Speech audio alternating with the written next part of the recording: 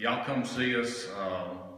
We'll throw a little food out, and you know, you can use the building for about an hour and a half or so. So I called Coach Brown, and Coach Brown, Scott Brown, is a good man, but not the most enthusiastic fellow you'd ever see. And so I called Scott, told him about it, and he said, well, I'll let him know. And that was pretty much the extent of the conversation between Northside and Clinton High School.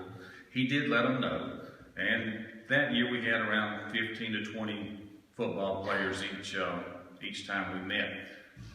Well, as we've gone along, we've added people that have helped us out, and James Stringer is a key person with us, and we this year I think averaged 32 people each night was about our average. So we'd average somewhere around 27 to 35. One night we topped out at 37. I don't remember, about midway through the season or something like that, but that building is tight at 37.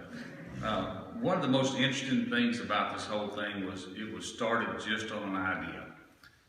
George says, what if we did this?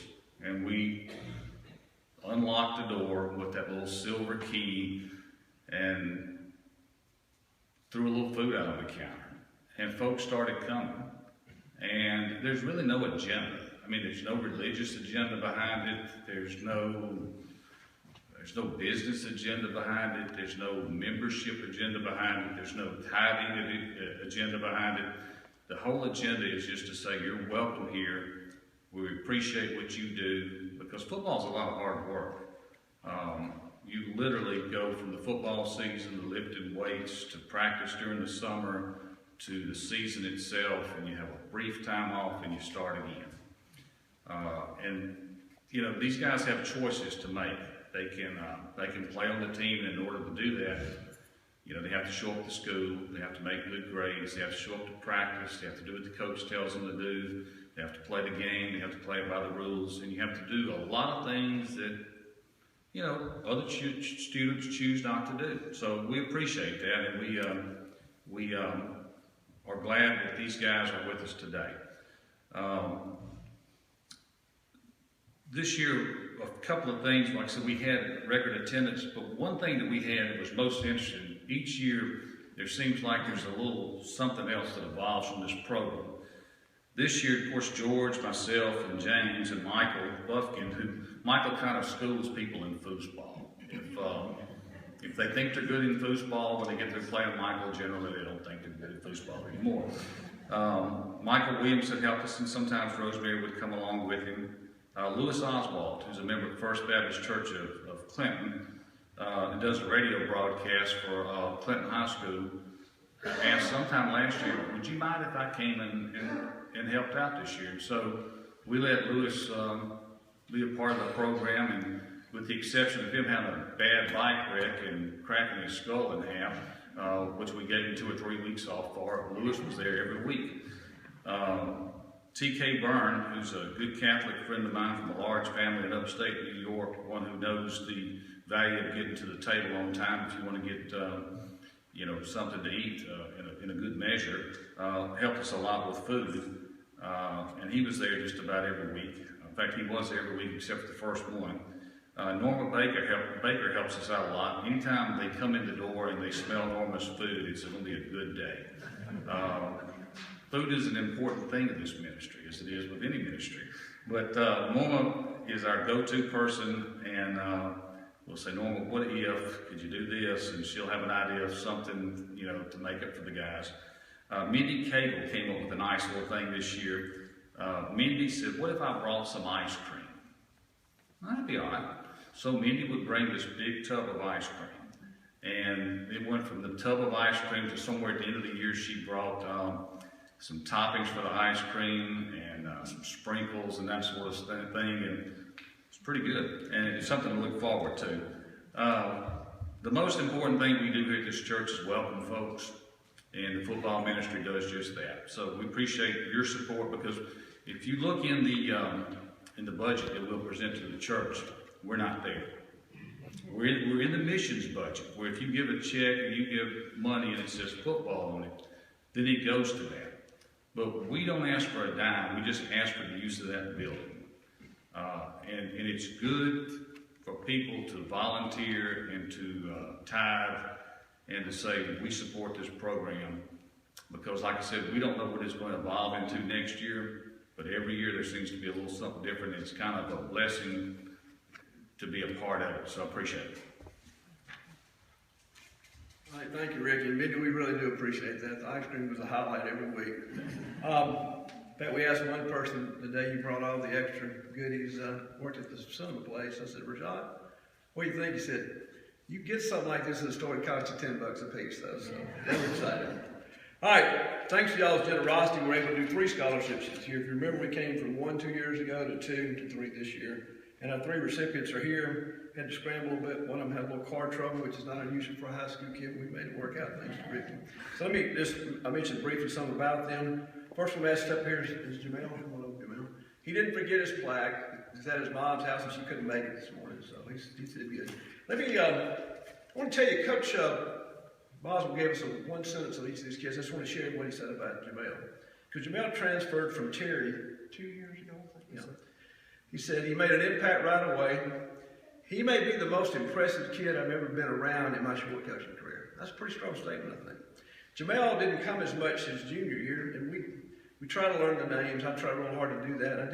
It took a while to connect with Jamel. He'll remember this, and he'll laugh about it. First time he came this summer, he had a white little knit hat pulled down. And I said, well, Ricky, we just called him Papa Smurf. We'll remember who he is from here on. And I asked him, was he okay with that? He said, it's no problem, Mr. Street. So anyway, we're excited about Jamel. He's one of our recipients of the award. His mom could not be here today. Let's give him a round of applause, okay?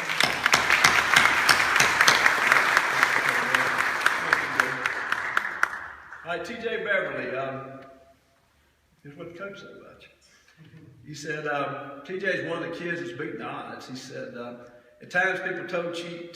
that, for lack of a better word, maybe he didn't have his act together and maybe he was too small to play. He said, but he's going to go to junior college and play football, working under scholarship. He's one of my favorite kids, and he will be successful because he's got a lot of fight in him, and he does. We think a lot of TJ. I told his mom, I introduced her. TJ doesn't walk in the room, he bounces in the room. He's full of energy when he comes in, always brightened up our meeting with his smile and humor, and we had a lot of fun doing TJ. He did bring his plaque today. He's got some guests with him. His mom's, Angela Neal, is here. Angela, you stand up. And one of her sons, you can stand up a second. Ashton is here. Sing around the crowd.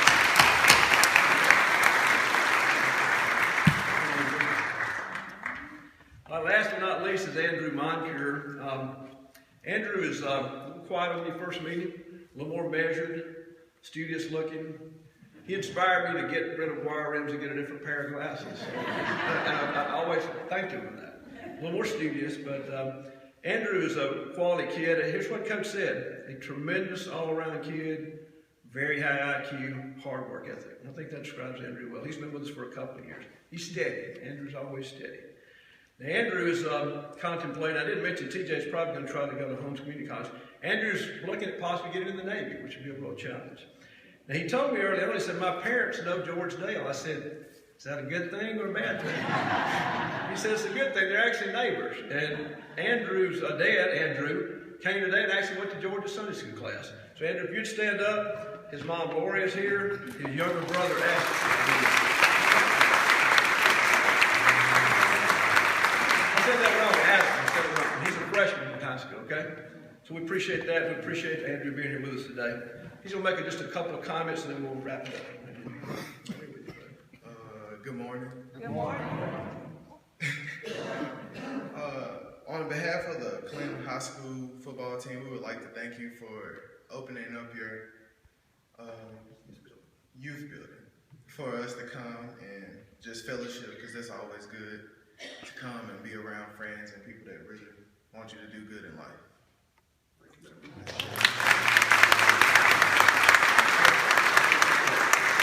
All right, closing comments. I'd ask you to show them a north side welcome after the service.